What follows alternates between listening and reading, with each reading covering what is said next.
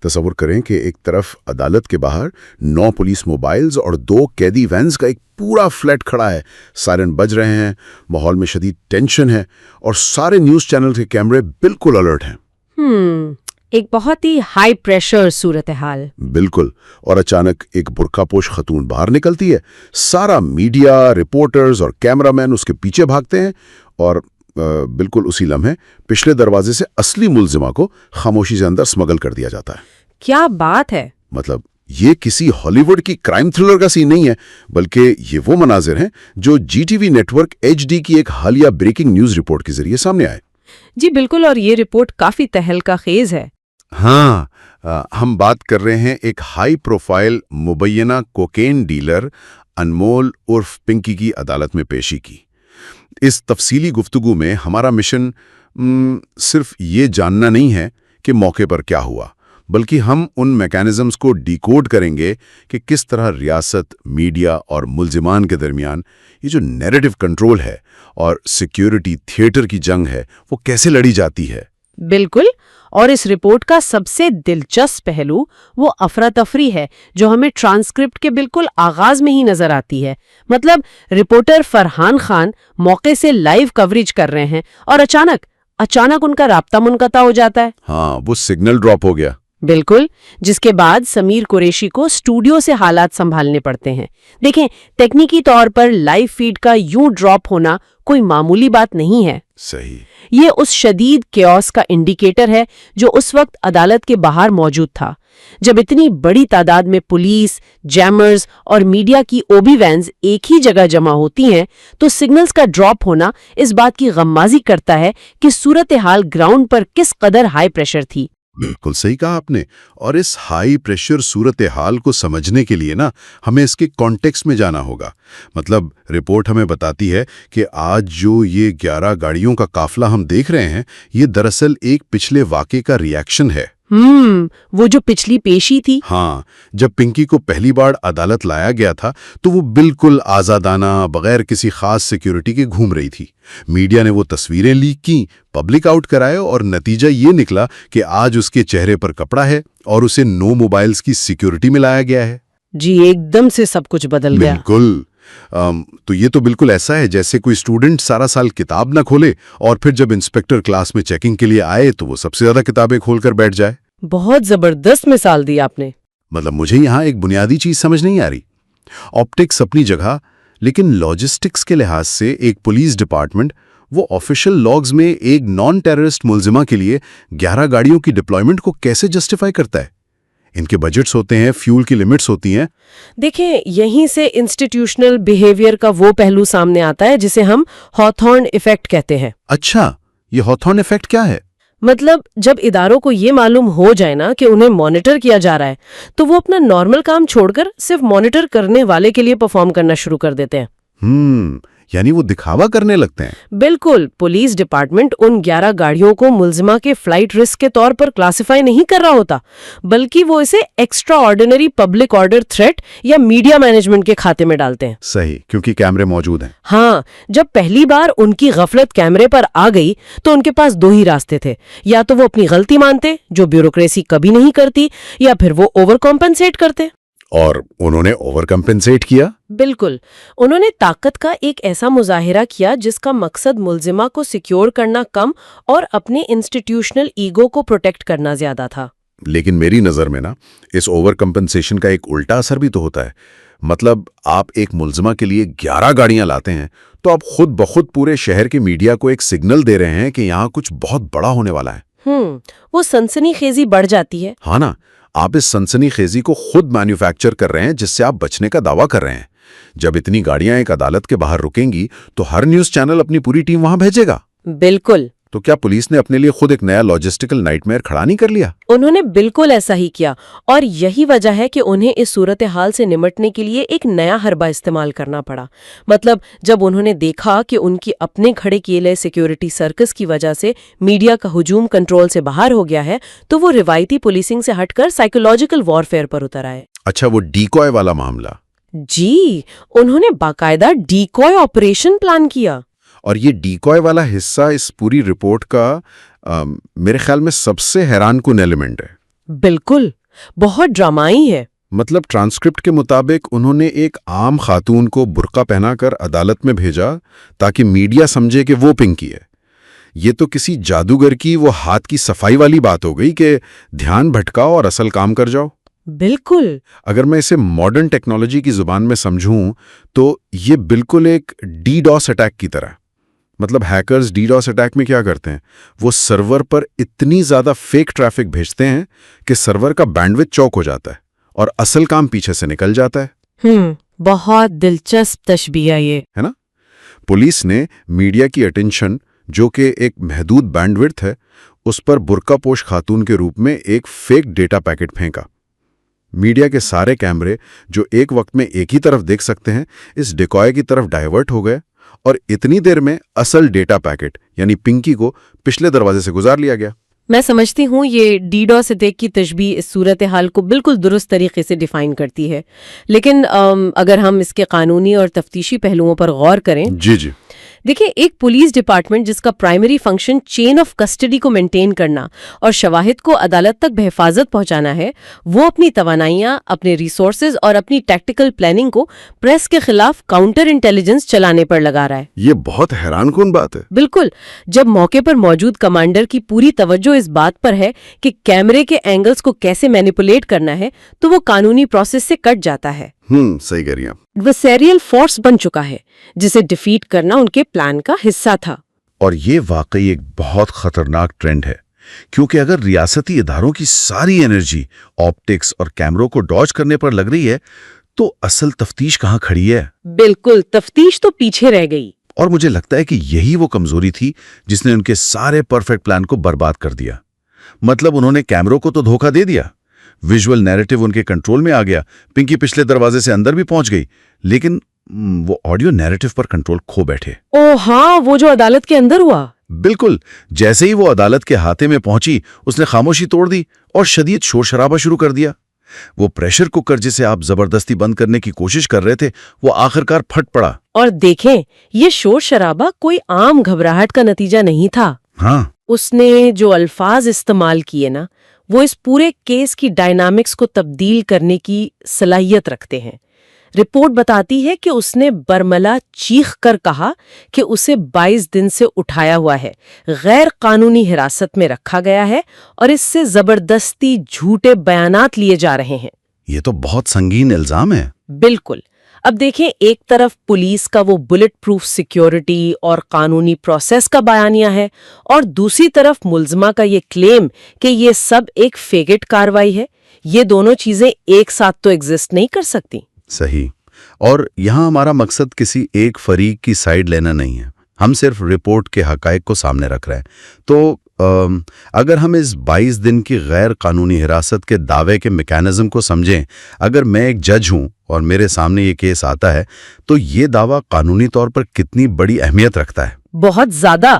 مطلب کیونکہ پولیس تو یہ دکھا رہی ہے کہ ہم نے ریمانڈ لیا ہے اور ہم سب کچھ بائی دا بک کر رہے ہیں، لیکن اگر واقعی 22 دن کی ان ریکارڈڈ حراست ثابت ہو جائے تو اس 9 گاڑیوں والے سیکیورٹی تھیٹر کی قانونی حیثیت کیا رہ جاتی ہے؟ میں بتاتی ہوں۔ قانونی اعتبار سے یہ ایک نیوکلیئر آپشن ہے۔ اچھا؟ جی، قانون میں ایک کانسیپٹ ہوتا ہے جسے fruit of the poisonous tree کہتے ہیں، یعنی زہریلے درخت کا پھل۔ بہت گہری اصطلاح ہے۔ اس کا مطلب یہ ہے کہ اگر کسی ثبوت کو حاصل کرنے کا طریقہ یا گرفتاری کا عمل ہی غیر قانونی تھا تو اس کے بعد ہونے والی ہر قانونی کارروائی، چاہے وہ کتنی ہی بائی دا بک کیوں نہ نظر آئے، وہ کالا دم یا باطل تصور کی جاتی ہے۔ کیا بات ہے، یعنی پوری بنیاد ہی ختم۔ بالکل۔ اگر ملزمہ ہیبیس کارپس کے تحت یا کسی بھی طرح یہ ثابت کر دے کہ وہ 22 دن سے غائب تھی اور اس کی گرفتاری کے لاگز میں ٹیمپرنگ کی گئی ہے تو پوری پروسیکیوشن کا کیس کولیپس کر سکتا ہے۔ صحیح۔ اس تناظر میں دیکھیں تو پولیس کی جانب سے وہ 11 گاڑیوں کا قافلہ اور ڈکوئے کا استعمال محض ایک میڈیا مینجمنٹ نہیں لگتا، بلکہ وہ ایک شدید نروسنس کی علامت بن جاتا ہے۔ ایسا لگتا ہے جیسے وہ کسی بہت بڑی خامی پر پردہ ڈالنے کی کوشش کر رہے تھے۔ یہ پوائنٹ آپ نے بہت اہم اٹھایا ہے، یعنی وہ جو سارا تھیٹر تھا وہ شاید میڈیا کی نظروں سے بچنے کے لیے نہیں بلکہ ان سوالات سے بچنے کے لیے تھا جو میڈیا ان سے پوچھ سکتا تھا۔ بالکل۔ لیکن ذرا اس کے دوسرے پہلو پر بھی بات کرتے ہیں. ہم ملزمہ کے کلیم کو بھی حتمی سچ نہیں مان سکتے. یقیناً. اگر پنکی کا یہ 22 دن والا دعویٰ سراسر جھوٹ ہے تو پھر یہ کیا ثابت کرتا ہے؟ کیونکہ ایک ملزم جو اتنی ہائی سیکیورٹی میں لایا گیا ہے اس کا اس قدر کیلکولیٹڈ طریقے سے ایک کاؤنٹر نیریٹو لانچ کرنا بھی کوئی معمولی بات نہیں ہے. دیکھیں، اگر یہ دعویٰ جھوٹا ہے تو یہ اس بات کی نشاندہی کرتا ہے کہ جدید دور میں منظم جرائم پیشہ عناصر اور سنڈیکیٹس کو قانونی نظام کی خامیوں اور میڈیا کی نفسیات کا کتنا گہرا ادراک ہے. ہاں، وہ بھی پوری طرح تیار ہے. بالکل. انہیں معلوم ہے کہ عدالت کے باہر کیمرے موجود ہیں. انہیں معلوم ہے کہ اگر وہ کوئی سنسنی خیز بات کہیں گی تو وہ فوراً بریکنگ نیوز بنے گی. صحیح. وہ میڈیا کی بھوک کو سمجھتے. جی، یہ ایک ڈائریکٹ اپیل تھی پبلک کورٹ کو تاکہ پروسیکیوشن پر دباؤ ڈالا جا سکے اور کیس کو متنازع بنایا جا سکے. وہ جانتی تھی کہ پولیس نے اسے چھپانے کے لیے اتنا بڑا سیٹ اپ لگایا ہے، تو اس نے اس چھپانے کے عمل کو ہی اپنے حق میں استعمال کرتے ہوئے یہ تاثر دیا کہ پولیس اسے کسی قانونی وجہ سے نہیں بلکہ اس کے ساتھ ہونے والی زیادتی کو چھپانے کے لیے کیمروں سے دور رکھ رہی ہے. مطلب اس کا یہ مطلب ہے کہ اس وقت گراؤنڈ پر بے وقت 2 الگ الگ ڈائریکٹرز اپنا اپنا پلے ڈائریکٹ کر رہے تھے. بالکل. بہت خوبصورت بات کہی آپ نے. ہاں نا. پولیس اپنا ویژول پلے ڈائریکٹ کر رہی تھی کہ ہم کتنے مستعد اور پروفیشنل ہیں، اور ملزمہ اپنا آڈیو پلے ڈائریکٹ کر رہی تھی کہ میں ایک مظلوم ہوں جسے غائب رکھا گیا. ایک جنگ چل رہی تھی، اور ان دونوں کے درمیان میڈیا وہ ٹول تھا جسے دونوں فریق اپنے اپنے مقاصد کے لیے استعمال کرنے کی کوشش کر رہے تھے. اب سوال یہ پیدا ہوتا ہے کہ جب نظام انصاف میں شامل دونوں بڑے فریق فیکٹ سے زیادہ آپٹکس اور نیریٹو بلڈنگ کو ترجیح دینے لگیں تو وہاں ایویڈنس بیسڈ قانون کہاں کھڑا ہوتا ہے؟ وہیں آ کر پورا قانونی نظام ایک بحران کا شکار ہوتا ہے. دیکھیں، عدالتوں کو ثبوتوں کی ضرورت ہوتی ہے، لیکن جب شواہد جمع کرنے والے ادارے اپنا وقت شواہد کو محفوظ کرنے کے بجائے خبروں کے زاویے سیٹ کرنے پر لگانے لگیں تو چین آف کسٹڈی مشکوک ہو جاتی ہے. صحیح. اور جب کرمنل جسٹس سسٹم میں معلومات کو شفاف طریقے سے فراہم کرنے کے بجائے ہائیڈ اینڈ سیک کر کھیل شروع ہو جائے تو عوام کا اداروں پر سے اعتماد ختم ہونے لگتا ہے. بالکل ایسا ہی. عوام وہ بریکنگ نیوز دیکھ رہے ہوتے ہیں اور انہیں لگتا ہے کہ شاید پولیس نے بہت بڑا کارنامہ انجام دیا ہے، لیکن حقیقت میں وہ صرف ایک پی آر ایکسرسائز دیکھ رہے ہوتے ہیں. اور یہ پی آر ایکسرسائز والا پہلو واقعی سوچنے پر مجبور کرتا ہے. ہم نے اکثر دیکھا ہے کہ اس طرح کے ہائی پروفائل کیسز میں شروع کے چند دن تو ٹی وی سکرینز پر طوفان برپا رہتا ہے. ہاں، روزانہ نئی بریکنگ نیوز، اتنی گاڑیاں، اتنے سیکیورٹی اہلکار، برقعے اور چھاپے. لیکن جیسے ہی میڈیا کا کیمرہ وہاں سے ہٹتا ہے، کیس مہینوں تک عدالتوں میں رولتا رہتا ہے اور آخرکار ثبوتوں کی کمی کی بنا پر دم توڑ دیتا ہے. بالکل. کیا یہ سارا ڈسپلے آف پاور دراصل اس کمزوری کو چھپانے کے لیے ہوتا ہے جو تفتیش کے اندر موجود ہوتی ہے؟ قانون نافذ کرنے والے اداروں کی تاریخ کا بغور مطالعہ کریں تو یہ پیٹرن بہت واضح نظر آتا ہے. میں سمجھتی ہوں کہ جب تفتیش مضبوط ہوتی ہے، جو فورینزک ثبوت موجود ہوتے ہیں اور جب کاغذی کارروائی مکمل ہوتی ہے تو پروسیکیوشن کو کسی تھیٹر کی ضرورت نہیں پڑتی. انہیں ڈرامہ نہیں کرنا پڑتا. بالکل. وہ خاموشی سے عدالت میں اپنا کیس پیش کرتے ہیں اور سزا دلواتے ہیں. لیکن جب کیس میں سکم ہوں، جب گرفتاریاں بغیر وارنٹ کی گئی ہوں یا ریمانڈ کے دنوں میں ہیرا پھیری کی گئی ہو، جیسا کہ پنکی کے اس 22 دن والے الزام میں اشارہ ملتا ہے، جی ہاں، تو پھر اداروں کو اس خلا کو بھرنے کے لیے ڈرامے کا سہارا لینا پڑتا ہے. وہ ڈیکوائے کا استعمال کرتے ہیں، وہ قافلے بناتے ہیں تاکہ پبلک پرسیپشن یہ بنے کہ یہ ملزم اتنا خطرناک ہے کہ اس کے لیے یہ سب کرنا ناگزیر تھا. اور یہاں میڈیا کی اپنی رسپانسبلٹی پر بھی بات کرنی چاہیے. مطلب جی ٹی وی کی رپورٹ میں ہم نے دیکھا کہ رپورٹرز اس ڈیکوائے کے پیچھے بھاگ پڑے. وہ بھی تو ریٹنگز چاہتے ہیں. ہاں، میڈیا کی یہ جو بھوک ہے نا، یہ جو ایک مسلسل ڈیمانڈ ہے کہ ہمیں اسکرین پر کچھ سنسنی خیز دکھانا ہے، کیا اس نے بھی پولیس کو اس حد تک مجبور نہیں کر دیا کہ وہ ان کی ڈیمانڈ پوری کرنے کے لیے ایسے ڈیکوائے آپریشنز پلان کریں؟ یہ ایک بہت اہم سوال ہے. اگر میڈیا صرف فیکٹس بات کرے اور اس طرح کے لائیو چیز میں نہ پڑے تو کیا پولیس پھر بھی یہ سب کرے گی؟ دیکھیں یہ ایک سمبائوٹک ریلیشنشپ ہے، مطلب دونوں کا ایک دوسرے پر انحصار ہے۔ میڈیا کو ریٹنگز چاہیے ہوتی ہیں جو انہیں اس طرح کی لائیو اور ڈرامائک کوریج سے ملتی ہیں، اور پولیس کو اپنا ایک خاص امیج بلڈ کرنا ہوتا ہے۔ صحیح۔ دونوں ایک دوسرے کی ضرورت کو پورا کر رہے ہوتے ہیں۔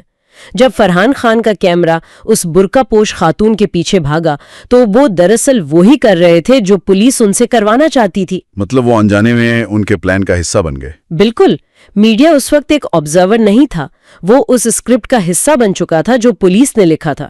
اور یہی اس ماڈرن انفارمیشن ایج کا سب سے بڑا چیلنج ہے۔ ہم خبر کو ایک آزاد اینٹی کے طور پر دیکھتے ہیں، لیکن حقیقت میں وہ اکثر کسی نہ کسی کے نیریٹو کا ایک انجینئرڈ حصہ ہوتی ہے۔ تو اگر ہم اس تمام گفتگو کو سم اپ کریں اور اس کے مختلف دھاگوں کو جوڑیں تو ہمارے سامنے ایک بہت ہی کمپلیکس تصویر ابھرتی ہے۔ ہم نے آغاز کیا تھا ایک 11 گاڑیوں کے قافلے اور ایک ڈیکوائے آپریشن سے جو بظاہر ایک ماسٹر سٹروک لگ رہا تھا۔ ہم نے اس کے پیچھے موجود ہاتھون ایفیکٹ کو سمجھا کہ ادارے کس طرح کیمروں کے دباؤ میں اپنے بنیادی کام سے ہٹ کر اپیرنس کو ترجیح دیتے ہیں۔ بالکل، اور میڈیا کو ہینڈل کرنا کتنا اہم ہو گیا ہے۔ ہاں، ہم نے میڈیا کی محدود بینڈوتھ اور ڈیڈوس اٹیک کی تشبیہ کے ذریعے دیکھا کہ توجہ کو کیسے ہیک کیا جاتا ہے، اور سب سے بڑھ کر ہم نے اس 22 دن کی غیر قانونی حراست کے کلیم کے پیچھے چھپے اس نیوکلیئر قانونی آپشن یعنی fruit of the poisonous tree کو ڈیکوڈ کیا، جو اگر سچ ہے تو اس پورے سیکیورٹی تھیٹر کو لاقانونیت کا ایک کور اپ بنا دیتا ہے۔ اور اس پوری صورتحال کا کرکس یہی ہے کہ ہم کرمنل جسٹس سسٹم کو جس اینک سے دیکھتے ہیں، ہمیں وہ اینک بدلنے کی ضرورت ہے۔ بالکل۔ یہ صرف حقائق اور شواہد کی جنگ نہیں رہی، یہ انفارمیشن وارفیئر کی ایک شکل ہے جو ہمارے ڈومیسٹک جسٹس سسٹم کے اندر لڑی جا رہی ہے۔ جس طرح سے ایک ملزم کو ٹرانسپورٹ کیا جاتا ہے، جس طرح سے بیانات دیے جاتے ہیں، اور جس طرح سے ان سب کو کیمرے پر کیپچر کیا جاتا ہے، یہ سب کچھ اتفاقیہ نہیں ہوتا۔ سب پلانڈ ہوتا ہے۔ جی، یہ سب ایک ویل تھاٹ آؤٹ اسٹریٹجی کا حصہ ہوتا ہے جس میں ہر فریق کا مقصد قانونی سے زیادہ نفسیاتی برتری حاصل کرنا ہوتا ہے۔ اور یہی وہ مقام ہے جہاں ایک عام شہری، ایک خبر دیکھنے والے کے طور پر ہمارا رول بہت اہم ہو جاتا ہے۔ سننے والوں کے لیے یہ جاننا ضروری ہے کہ جب ہم اسکرین پر کسی ہائی پروفائل ملزم کی گرفتاری یا پیشی کے مناظر دیکھ رہے ہوتے ہیں تو ہمیں خود سے یہ پوچھنا چاہیے کہ ہمیں جو تصویر دکھائی جا رہی ہے اس کا فریم کس نے سیٹ کیا ہے۔ بہت خوبصورت بات ہے۔ کیا کیمرے کا اینگل وہی ہے جو حقیقت کا اینگل ہے؟ یہ پورا واقعہ، انمول عرف پنکی کی پیشی، ڈیکوائے اور 22 دن کی قید کا الزام ہمیں صرف کرائم رپورٹنگ کی حقیقت نہیں بتاتا، بلکہ یہ ہمارے پورے نظام عدل کی اس موجودہ حالت کی عکاسی کرتا ہے جہاں پرسیپشن نے ریالٹی کو اوورٹیک کر لیا ہے۔ بالکل ایسا ہی ہے۔ ہم ایک ایسے دور میں جی رہے ہیں جہاں اداروں کا کام صرف انصاف کرنا نہیں رہا، بلکہ یہ ثابت کرنا بھی رہ گیا ہے کہ وہ کتنا اچھا دکھتے ہوئے انصاف کر رہے ہیں۔ صحیح۔ اور اسی موڑ پر ایک ایسا سوال پیدا ہوتا ہے جو شاید ہمیں مستقبل کی ان تمام خبروں کے حوالے سے سوچنے پر مجبور کر دے گا۔ وہ کیا؟ جب ہمارا نظام انصاف سچائی کی تلاش اور شواہد کی جانچ پڑتال کے بجائے کیمروں کو آؤٹ سمارٹ کرنے، میڈیا کی بینڈوتھ کو ہیپ کرنے اور ڈراماٹک سیکیورٹی قافلوں کی ڈائریکشن میں اتنی گہرائی تک الجھ جائے، تو کیا عدالت کے حتمی فیصلے کا انحصار اس بات پر نہیں رہ جاتا کہ موقع پر موجود حقائق کیا تھے، بلکہ اس بات پر ہو جاتا ہے کہ کس فریق نے اپنا ڈرامہ زیادہ بہتر طریقے سے ڈائریکٹ کیا؟ یہ تو واقعی ایک لمحہ فکریہ ہے۔ کیا سچ واقعی جیتتا ہے یا صرف وہ بیانیہ جیتتا ہے جس کی پروڈکشن ویلیو سب سے زیادہ ہو؟ یہ وہ سوال ہے جس کا جواب ڈھونڈنا صرف قانونی ماہرین کا کام نہیں، بلکہ ہم سب کا فرض ہے۔